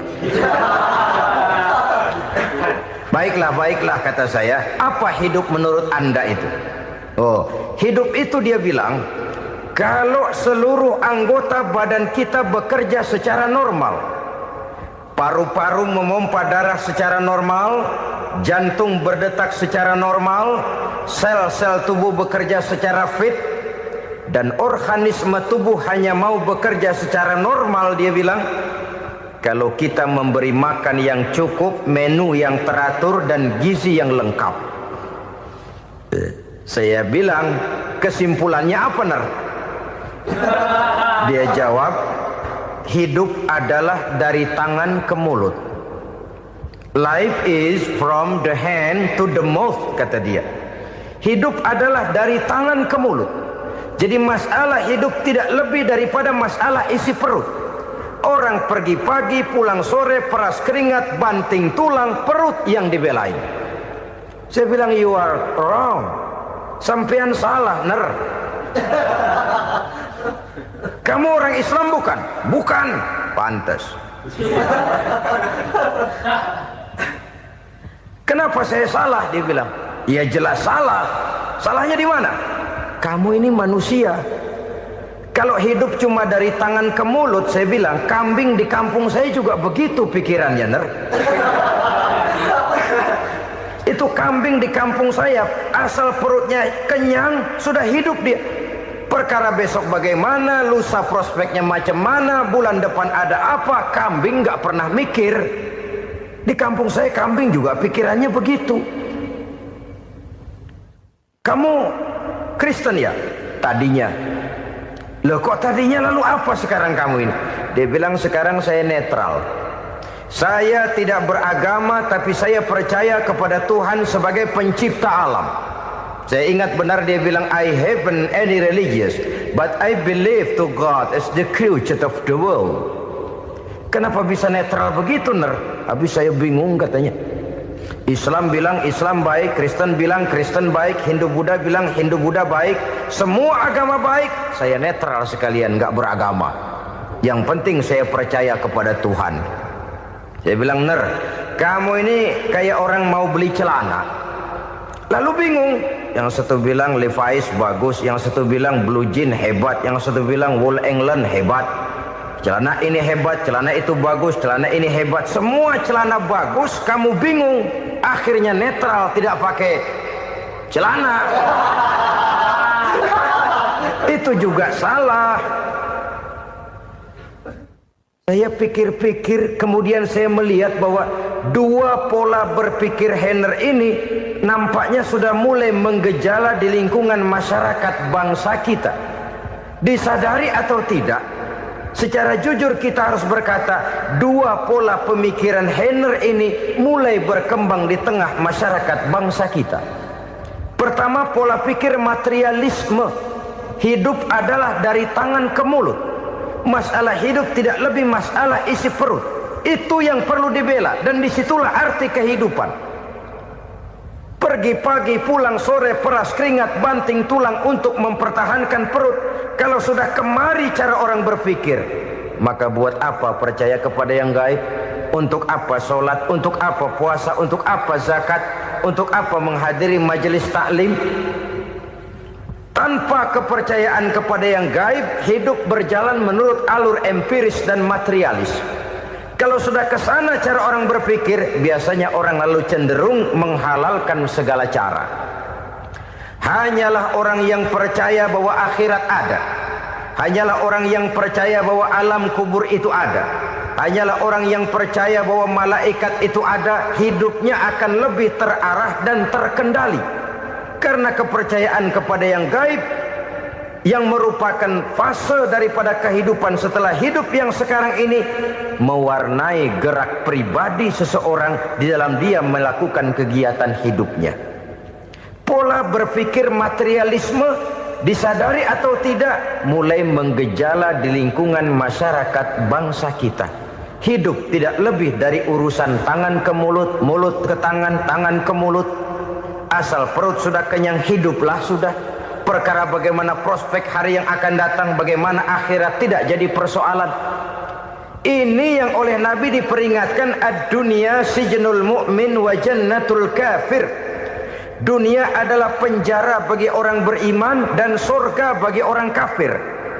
Dulu di zaman Belanda hadis ini pernah disalah tafsirkan, disalah artikan, digunakan sebagai senjata untuk mengkebiri dan membuat impoten umat Islam. Sudahlah umat Islam gak usah macam-macam, kata Belanda.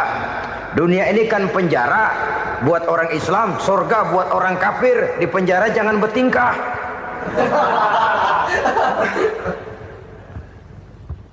Pengertiannya tidak begitu.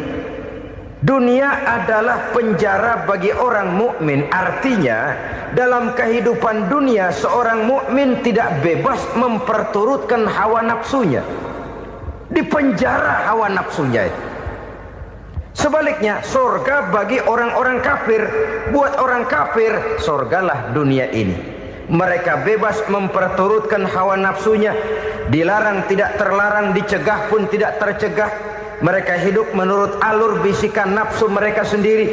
Kemudian bila ajal datang, maut merenggut nyawa, selesailah surganya sampai di situ. Maka bagi orang-orang yang tidak percaya kepada adanya akhirat, kepada adanya alam gaib, surganya sebatas umurnya. Sekali lagi, surganya sebatas umurnya. Bila umur selesai, ajal pun datang merenggut nyawa, selesailah sudah surganya sampai di situ. Alangkah pendeknya perjalanan orang-orang yang tidak percaya kepada alam gaib ini. Bagi kita mukmin, jikalau kita mampu memenjarakan hawa nafsu, kita bisa bahagia di dunia ini. Dan Islam memang tidak menyuruh kita sengsara di dunia. Raih dunia, kejar dunia, gapai dunia sebagai alat untuk mencapai kebahagiaan di akhirat nanti. Hidup adalah satu perjalanan panjang yang terbentang sejak kita terlahir dari alam rahim sampai kepada alam akhirat nanti. Andai kata kita gagal meraih kebahagiaan di dunia, toh kita masih punya akhirat. Tapi jangan jadi dalil yang melemahkan semangat. Biarin dah kita di dunia kebelangsak, yang penting akhirat. Akhirnya dunia benar-benar kebelangsak. Bagaimana dunia ini bisa kita raih, dan bagaimana meraih dunia untuk menunjang kepentingan akhirat nanti.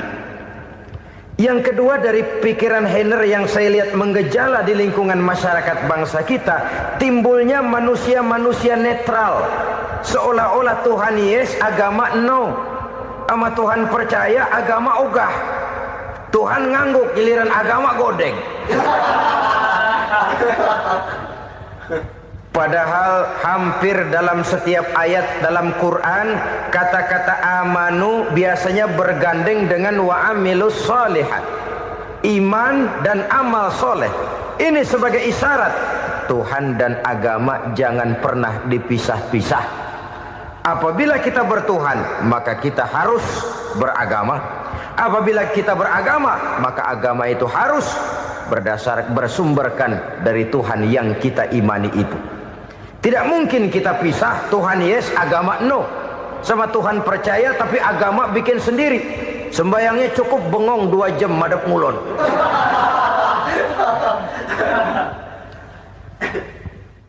Saudara-saudara kaum muslimin rahimakumullah. Jadi dengan demikian, agama yang kita akui merupakan unsur mutlak di dalam pembangunan sekarang ini, merupakan bagian dari kehidupan yang menuntun kita bahwa di balik alam nyata ini, di balik alam syahadah ini ada alam gaib. Dan mudabbir, murabbi, yang mengatur, yang menguasai, yang memelihara baik dia alam nyata, baik dia alam gaib, tidak lain adalah Allah Subhanahu wa ta'ala. Di sana ada satu super power, satu maha kekuatan yang kita perlu bersandar kepadanya. Sebagai makhluk nyata yang hidup di alam nyata, berbuatlah secara nyata sebagaimana harusnya kita berbuat. Karena Islam jelas bukan agamanya orang pemalas.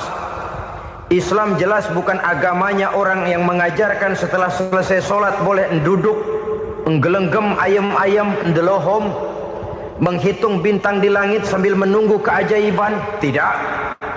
Islam adalah agama yang mengajarkan apabila sholat sudah selesai kamu kerjakan, bertebaranlah di permukaan bumi, cari karunia Tuhanmu. Jangan hidup berpangku tangan menunggu keajaiban. Karena hidup bukan undian. Jangan berharap untung besar tanpa mau peras keringat.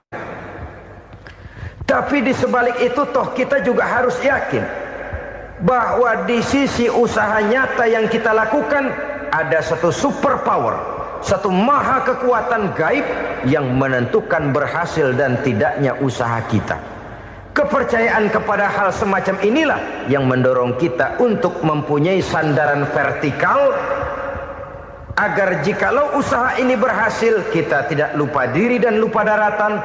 Jikalau usaha ini gagal kita tidak putus asa dan buruk sangka, tidak cuplik pandangan dan sempit hati, tapi mampu melihat persoalan dengan kacamata putih sambil husnuzon kepada Allah Subhanahu wa ta'ala. Kita percaya malaikat itu ada. Ada yang namanya raqib dan atid, mengawasi gerak hidup kita sampai kepada gerak hati kita. Ini memberikan sugesti agar kita berhati-hati. Tidak sejengkal tanah pun kita bisa berlindung dari pengawasan raqib dan atid. Ada munkar nakir yang akan menyoal kita di alam kubur. Ada malaikat Malik, penjaga neraka. Ada malaikat Ridwan yang menjaga surga. Kita percaya kepada adanya jin, kita percaya kepada adanya setan, iblis. Percaya kepada adanya, bukan mempercayai si setan, si iblis lalu menjadikannya sebagai teman. Tidak. Percaya bahwa mereka itu ada dan merupakan makhluk Allah yang gaib yang diciptakan Allah Azza wa Jalla. Kepercayaan kepada alam gaib memberikan motivasi terhadap gerak lahir manusia, sehingga dengan motivasi kepercayaan kepada yang gaib, gerak lahir jadi lebih terarah, jadi lebih terpelihara. Pernah seseorang bertanya, "Pak, apakah adanya akhirat bisa dibuktikan secara ilmiah?" Saya bilang tidak bisa, tidak bisa. Kenapa? Karena yang berangkat nggak pernah pulang kemari lagi. Kalau dia pulang kemari bisa kita tanya bagaimana enak di sono. Cuma secara moral saya katakan, lebih beruntung orang yang percaya kepada akhirat daripada yang tidak. Sekarang saudara percaya akhirat ada, lalu saudara baik-baik di dunia, sholat, puasa, zakat, menolong orang lain, menebarkan kebajikan. Saudara mati, andai kata akhirat tidak ada, toh dalam hidup saudara sudah berbuat baik. Paling tidak nama saudara akan dikenang sebagai orang baik. Sebaliknya, saudara percaya, kata saya, bahwa akhirat tidak ada, lalu hidup semau-maunya, tenggelam dalam maksiat dan munkarat, menentang Allah, tidak mau ruku dan sujud. Lalu saudara mati, kemudian akhirat ada, ayo mau apa? Bekal tidak punya. Jadi secara moral lebih beruntung orang yang percaya kepada adanya akhirat daripada yang tidak percaya. Dan itu alam gaib yang tidak bisa dibuktikan secara eksat. Jangankan untuk membuktikan seperti itu, dalam kehidupan sehari-hari saja yang kita rasakan tidak selalu berbentuk toh. Angin, bagaimana sih bentuknya angin? Kita tidak tahu. Merah, buktinya kalau dikerok merah. Yang merah itu kulit, yang kulit kita bukan anginnya. Sakit, rasa sakit itu ada, tapi bagaimana bentuk sakit kita nggak pernah tahu.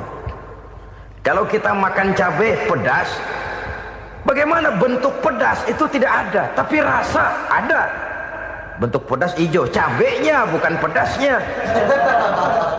Tidak semua yang kita rasakan bisa kita gambarkan dalam bentuk yang konkret. Oleh karena itu, sekali lagi bahwa kepercayaan kepada alam yang gaib mampu memberikan satu sugesti yang menata kehidupan seseorang lebih lurus, lebih terarah, dan lebih terkendali. Maka wajar kalau kepercayaan kepada yang gaib mengantarkan seseorang untuk meraih kemenangan. Kenapa? Dia percaya kepada yang gaib, bahwa akhirat ada, bahwa alam kubur ada, bahwa pertanggungan jawab itu ada. Maka dia lalu tidak hidup saenae udele dewe, itu loh. Tidak hidup menurut seleranya sendiri, terarah, teratur. Ini cirinya yang pertama. Orang bertakwa yang akan meraih kemenangan, mereka beriman, mereka percaya kepada yang gaib. Bahkan hal-hal konkret saja selalu berangkat dari yang gaib. Saudara-saudara, para remaja, para pemuda sekarang ini tidak pernah tahu toh siapa yang akan jadi teman hidup saudara. Kita bisa saja ngerancang, mentargetkan, tapi toh akhirnya yang namanya jodoh bukan kekuasaan kita. Rezeki di luar kemampuan kita. Begitu juga ajal. Maut, jodoh, ajal adalah contoh-contoh konkret bahwa pada akhirnya yang gaiblah yang menentukan. Bertahun-tahun ngelancong, emang jodoh seret nggak jadi.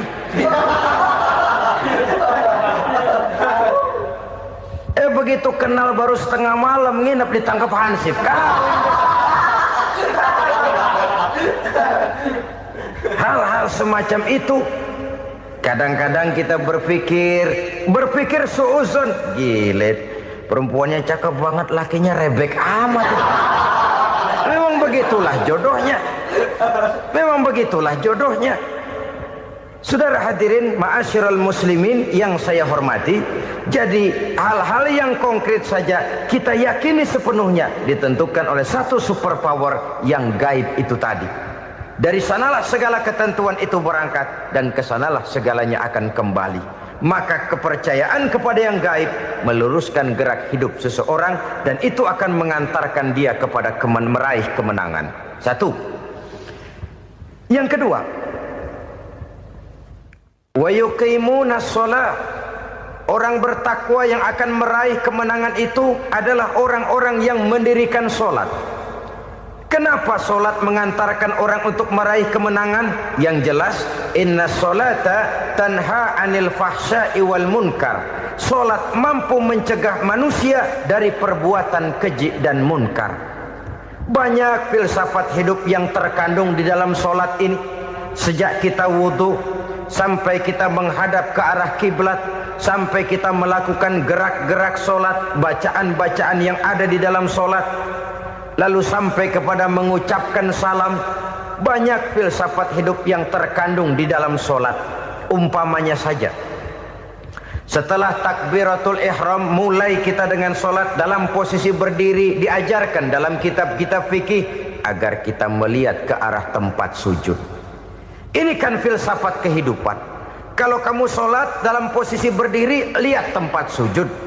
Jangan sholat mata jelalatan, sebab nanti bisa mengurangi kekhusyuan. Jadi wajar kalau yang dikatakan bahwa yang paling afdol adalah shaf yang di depan. Kenapa? Secara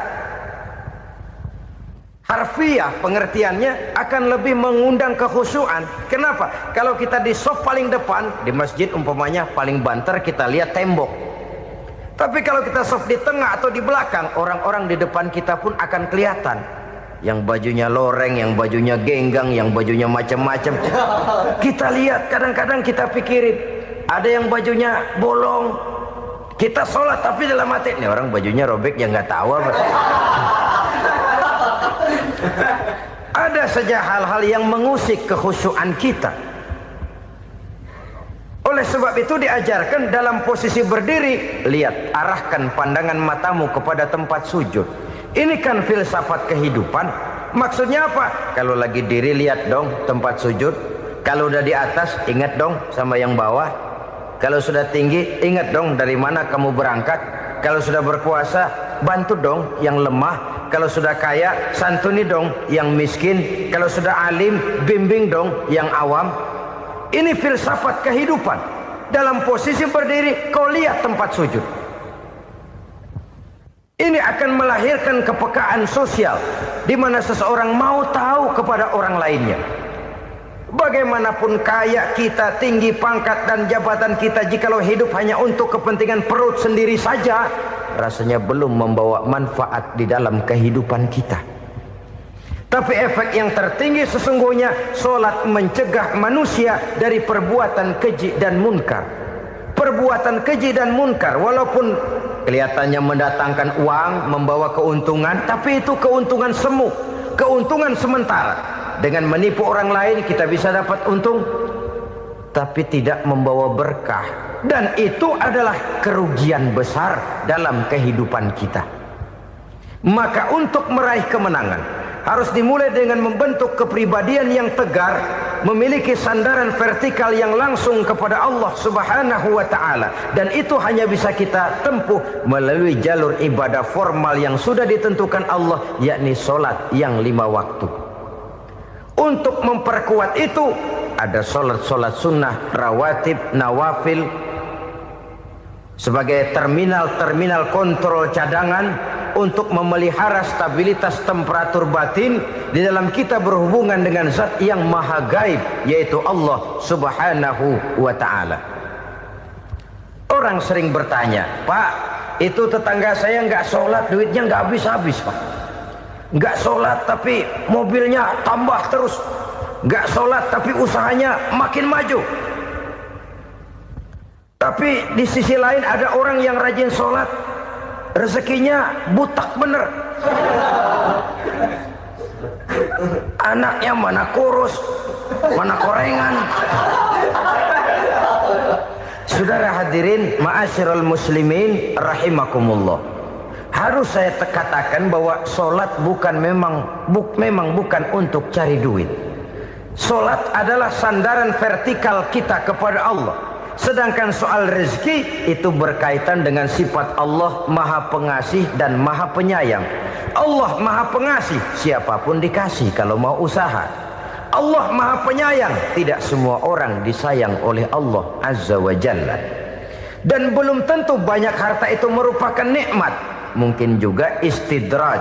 Artinya istidraj itu dikasih tapi diambulin, kalau bahasa Betawinya itu. Dikasih tapi diambulin, itu bukan merupakan nikmat sesungguhnya, lebih merupakan azab dari Allah Subhanahu wa ta'ala.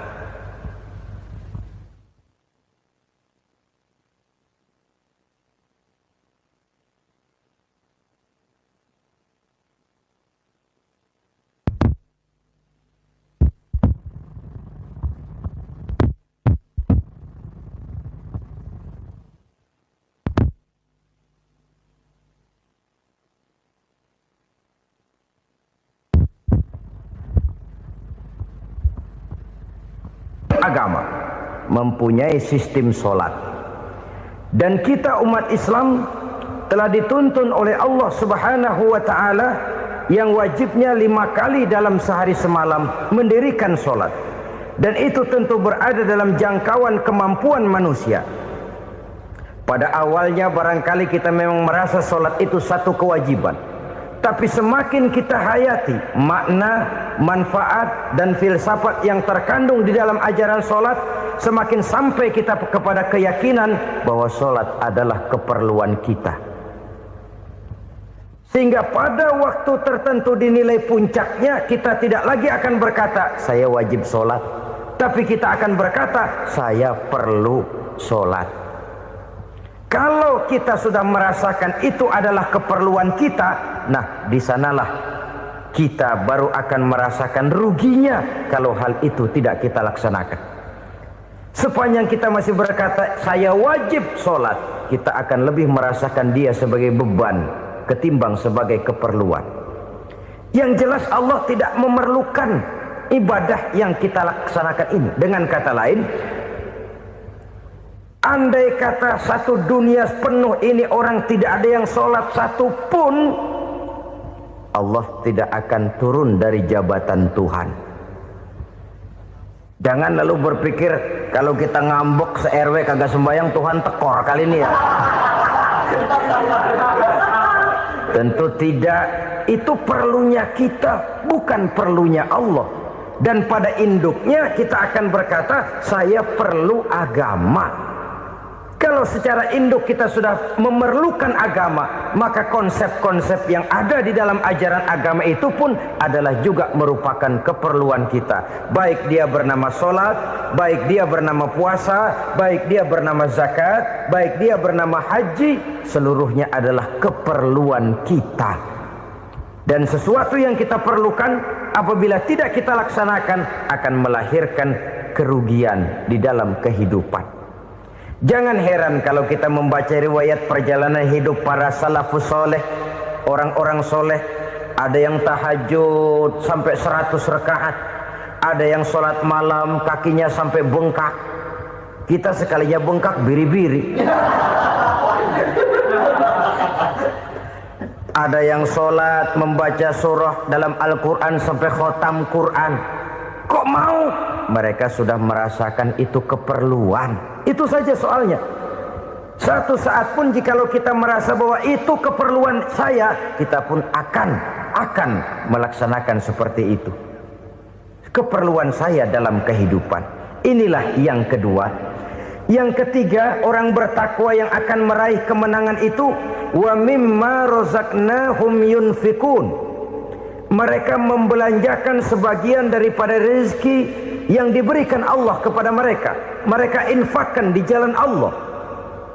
Ada satu dialog menarik. Satu hari seorang anak muda bertemu dengan seorang kakek-kakek yang sudah dikenalnya baik. Bertanyalah anak muda ini, "Kek, umur kakek berapa tahun?" 15 tahun, kata si kakek. Anak kakek berapa orang? 1. Harta kakek berapa banyak? 15 juta. Si anak muda ini bengong. Lalu protes, "Kok kakek bohongin saya?" "Kenapa?" "Saya tahu umur kakek 70 tahun. Kenapa ngaku 15? Saya tahu anak kakek 5.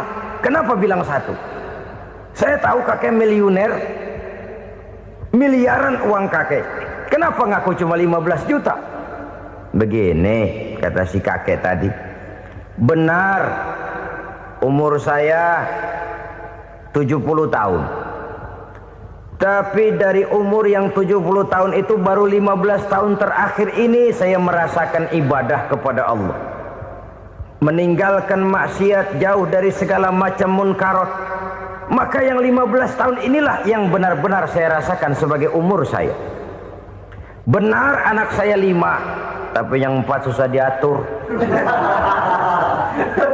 Cuman 1 rasanya nih yang bakal jadi si buah hati belahan jantung pelanjut cerita penerus sejarah.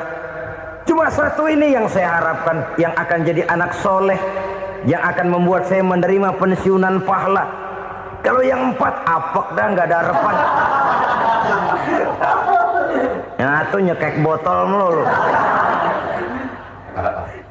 Oh begitu. Iya.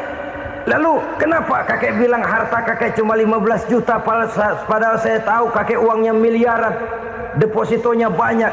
Ya karena 15 juta itulah yang saya ingat yang pernah saya belanjakan di jalan Allah. Saya merasa itulah harta saya yang sebenarnya. Yang miliaran yang saya simpan di bank kelak kalau satu saat saya mati akan jadi rebutan di antara anak-anak saya. Iya kalau anak saya soleh kayak yang satu ini. Kalau yang 4 tadi udah tulen dia bakal berantem dah berebut tuh. Jadi 15 juta yang saya belanjakan di jalan Allah inilah yang saya merasakan benar-benar harta saya yang sesungguhnya. Dialog ini patut menjadi bahan renungan kita bersama. Diberikan kita umur 40, 50, 60, 70, 80. Berapa tahun dari umur yang diberikan itu yang jalan mulus, yang kita gunakan untuk melaksanakan ibadah? Banyak harta kita simpan di bank, di lemari, di dompet, di tas. Tapi berapa yang sudah kita depositokan di jalan Allah yang akan menemani kita di hari kita kembali nanti? Maka orang bertakwa yang akan meraih kemenangan, wa mimma razaqnahum yunfikun, mereka membelanjakan sebagian dari rezeki yang diberikan Allah di jalan Allah Subhanahu wa taala. Ma'asyiral muslimin rahimakumullah. Zahirnya memang kita memberikan kepada orang lain, tapi hakikatnya kita menyimpan untuk diri kita sendiri. Kita memberikan kepada yatim piatu 25.000. Zahirnya kita memberikan si yatim, hakikatnya kan kita cuma nyimpan. Saya berikan titip kepadamu, ini untuk saya di akhirat. Kau boleh belikan baju, kau boleh belikan untukmu makan, kau boleh bayarkan sekolahmu. Ini untuk saya. Hakikatnya kita nyumbang masjid 1 juta, zahirnya kita berikan kepada panitia masjid, tapi hakikatnya kan cuma titip 1 juta ya untuk saya di alam kubur nanti.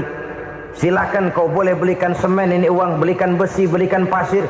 Saya cuma sekedar titip untuk kepentingan saya. Hakikatnya kita cuma sekedar menitip.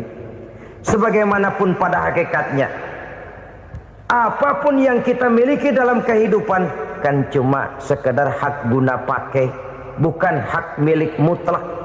Harta kita, rumah kita, kendaraan kita, kebun kita, pabrik kita, hak guna pakai saja. Hak milik mutlak cuma untuk Allah Subhanahu wa ta'ala. Saudara-saudara kaum muslimin rahimakumullah. Ini yang ketiga. Kemudian yang keempat, orang-orang bertakwa yang akan meraih kemenangan, allazina yu'minuna bima unzila ilaika. Mereka yang beriman, mereka yang percaya kepada apa yang telah diturunkan kepadamu Muhammad, ay Al-Quran, yakni Al-Quranul Karim. Setelah percaya kepada yang gaib, mendirikan solat, kemudian menginfakkan sebagian dari rezeki yang diberikan Allah, mereka juga lalu percaya kepada yang diturunkan terhadap Nabi, yaitu tidak lain Al-Quranul Karim. Sekali lagi di sini, percaya bukan hanya sekedar percaya saja, tetapi percaya lalu menjadikan Al-Quran itu sebagai pedoman hidup. Sebab memang Al-Quran itu adalah GBHM, garis-garis besar haluan muslim. Apa yang harus kita lakukan, apa yang harus tidak kita lakukan, bagaimana mestinya kita bertingkah laku dan berbuat, seluruhnya tercantum di dalam Al-Quranul Karim. Itu sebabnya ketika satu hari Aisyah ditanya bagaimana akhlak Rasul, beliau menjawab, kana Rasulullah sallallahu alaihi wasallam khuluquhul Quran. Akhlak daripada Rasulullah tidak lain adalah Al-Quran. Jawaban simpel ini memberikan gambaran bahwa keseluruhan daripada konsepsi Quran sudah diterjemahkan dalam kehidupan Rasulullah sallallahu alaihi wasallam.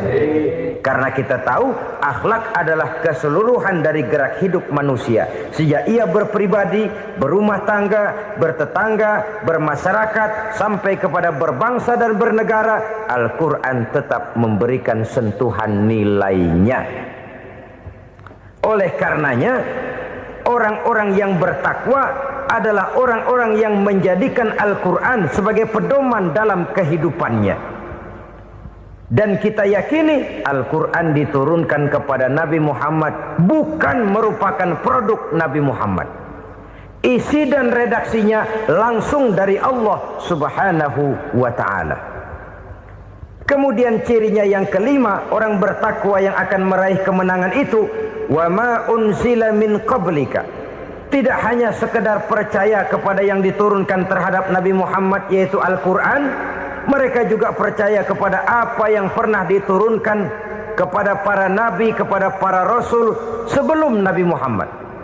Percaya kepada adanya suhuf, percaya kepada adanya Taurat, percaya kepada adanya Injil, percaya bahwa Allah dahulunya sudah menurunkan Taurat kepada Musa, percaya bahwa Allah sudah menurunkan Injil kepada Isa, percaya Injil ada, Taurat ada, diturunkan Allah untuk Isa dan Musa, tetapi tidak wajib mengamalkannya karena kita sudah diberikan Al-Quranul Karim. Ini yang perlu saya garis bawahi. Kita percaya Allah telah menurunkan Injil dahulu kepada Isa. Kita percaya bahwa Allah telah menurunkan Taurat dahulunya kepada Nabi Musa. Kadang-kadang ini dijadikan dalih, dikacaukan pengertiannya. Quran saja mengajarkan bahwa orang yang bertakwa harus percaya kepada Injil, maka pakailah Injil. Apalagi kalau ayat sebelumnya ditilap, dihapus, dihilangkan, Injilnya yang ditekankan, maka akan terjadilah penekanan yang salah arah. Karena salah arah akhirnya bisa merusak dan menghancurkan akidah. Ketika Rasul suatu saat pernah ditanya orang, "Ya Rasul, bagaimana sikap kita sebagai muslim terhadap Injil yang ada sekarang?" Beliau menjawab, "La tukadzibuhu jami'an wa la tusaddiquhu jami'an." Jangan didustakan seluruhnya, jangan juga dibenarkan semuanya. Artinya, ini sudah merupakan gambaran dari Rasul bahwa dalam Injil yang ada sekarang masih ada ajaran-ajaran tauhid yang dibawa oleh Nabi Isa dan diajarkan kepada umatnya. Tapi juga dalam Injil yang sekarang ini sudah terkena intervensi dan investasi manusiawi. Karena itu Rasul menyimpulkan, la tukadzibuhu jami'an wa la tusaddiquhu jami'an. Jangan didustakan semua, jangan dibenarkan seluruhnya.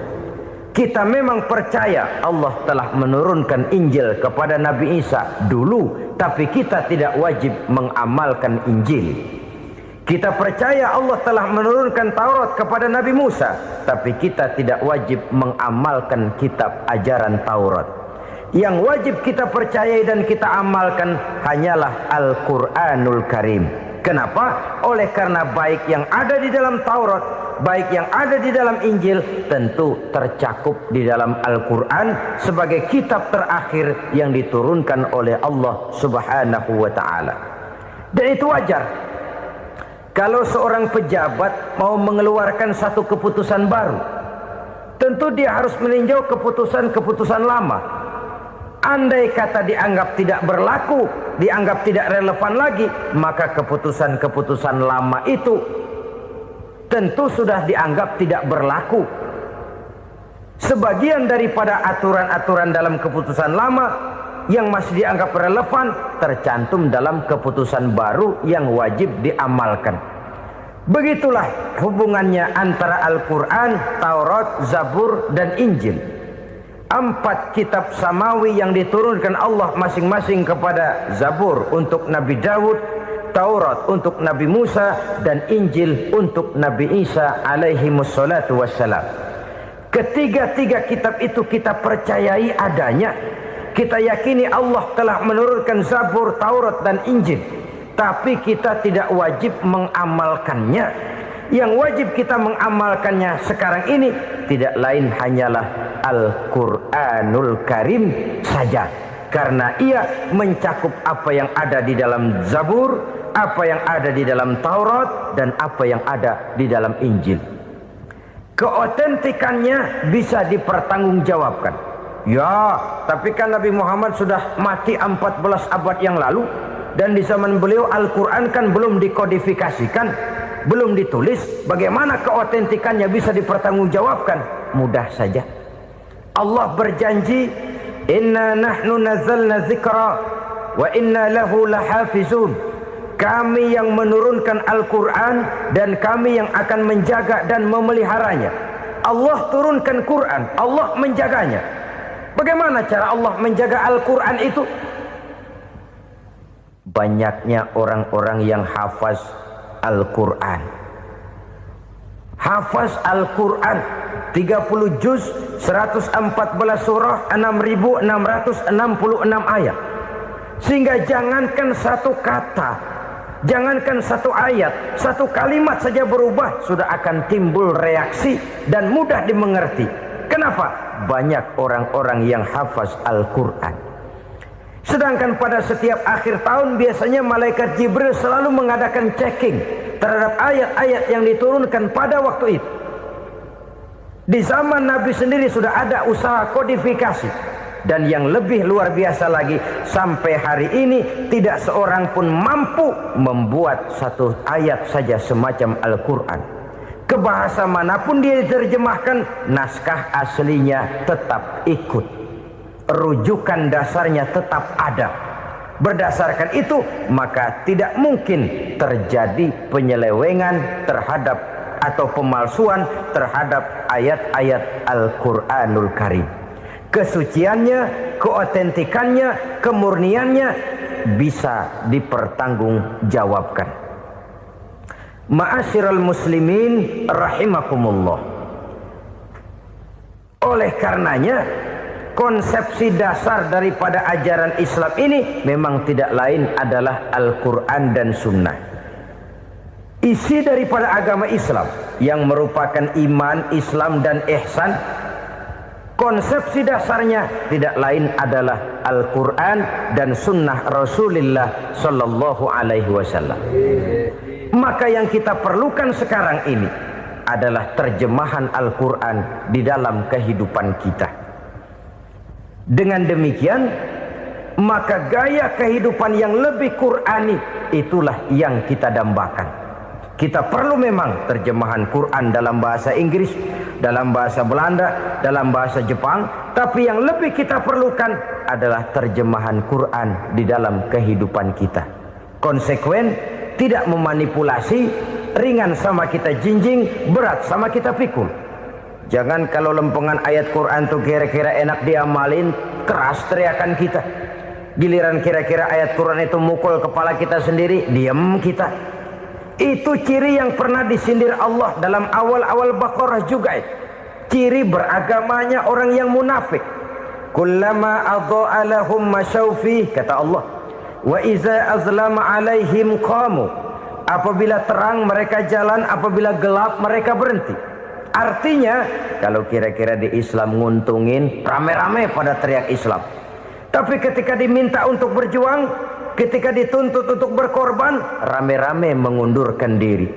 Nasib agama tidak ubahnya seperti daun pisang yang dikait orang di tepi jalan lantaran tak berpayung di ketika hari hujan. Manakala hujan usailah sudah, daun itu pun dicampakkan di tepi jalan, diinjak pula orang nan lalu. Artinya, orang menjadikan agama cuma sebagai lipstick, decoration only, tidak konsekuen. Hanya pada saat-saat kelihatannya Islam membawa keuntungan, rame-rame orang teriak-teriak tentang Islam. Tapi jikalau diminta berjuang, jikalau dituntut untuk berkorban, biasanya rame-rame juga mengundurkan diri.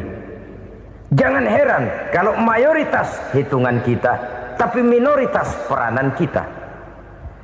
Kuantitas kita dalam jumlah, tapi dalam kualitas kita lebih sering jadi penonton daripada jadi pemain. Padahal itu sangat tidak boleh terjadi. Umat Islam di Indonesia harus bangkit. Umat Islam di Indonesia harus sadar akan keberadaannya. Tidak boleh hanya jadi penonton berpangku tangan, karena memang agama kita juga mengajarkan untuk konsekuen di dalam menjabarkan ajaran-ajaran daripada agama kita. Kita sering jatuh menjadi umat yang lemah oleh karena kita ini tidak pandai menggalang kebersamaan yang diakibatkan tidak konsekuennya kita.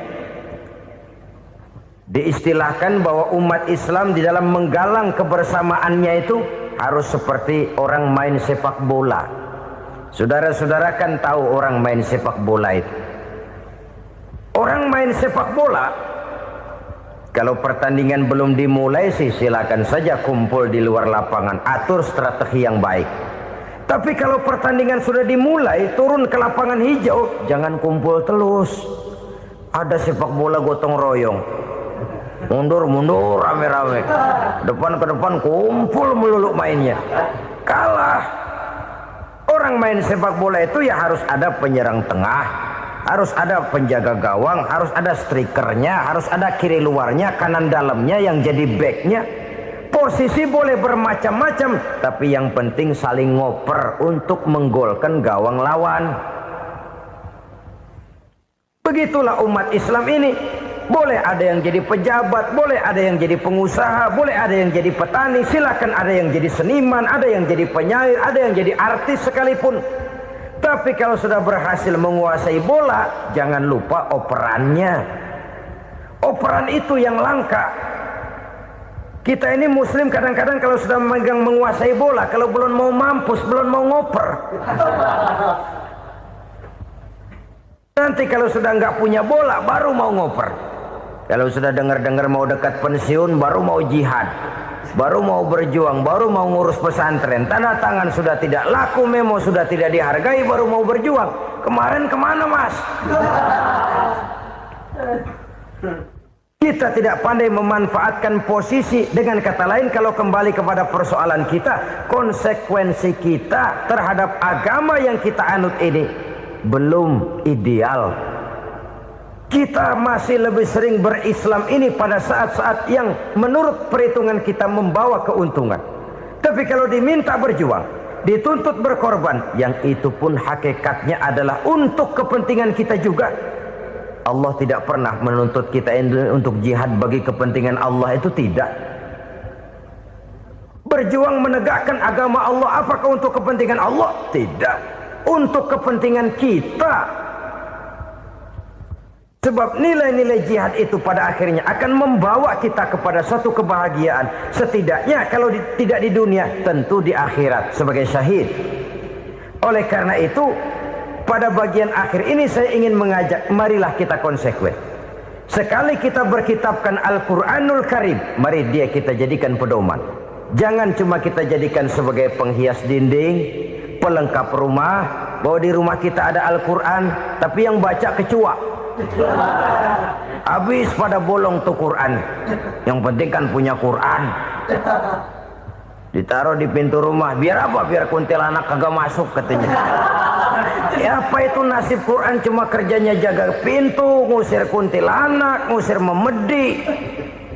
Bagaimana kita hidup menurut tuntunan Al-Quran? Kadang-kadang tidak pernah menjadi masalah bagi kita. Maka bagaimanakah Al-Quran akan mungkin membawa keberkahan dalam hidup kalau ajarannya kita injak-injak dalam keseharian kita?